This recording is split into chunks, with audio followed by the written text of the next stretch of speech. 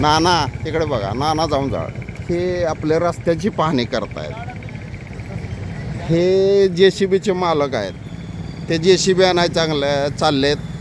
तर इथं रस्त्याची जी गटार आहे धनलक्ष्मी ज्वेलरच्या खालच्या बाजूला, त्या गटारीचं चेंबर काढण्यासाठी JCB आणायला चाललेत. हे मालक आहेत JCBचे.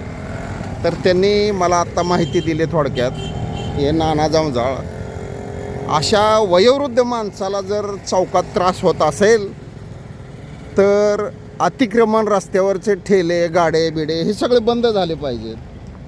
असे फुलवाला ह्यांना कोणी परवानगी दिली इथं बसायला? हे गाडे रस्त्यावर असता कामा नये. गाय वासरू चौक आहे, हे रस्त्यावरचं गटारीचं चेंबर काढलं. हे आता गटारेच्या बाजूला जाईल. धनलक्ष्मीच्या समोर रस्ता रुंदीकरण झाल्यानंतर कुठलंही पब्लिक किंवा ट्रॅफिक जाम होणार नाही. हा यशवंतनगर रोड, हा रोलर पण थांबलेला आहे. तर रस्ता रुंदीकरण केल्याबद्दल मी प्रशासक यांचे पण आभारी आहे. आणि नानांनी स्वतः आज पाहणी केल्याबद्दल. आणि हे आमचे सतीश फोरा पण चाललेत, हे जुने सदस्य ग्रामपंचायतचे.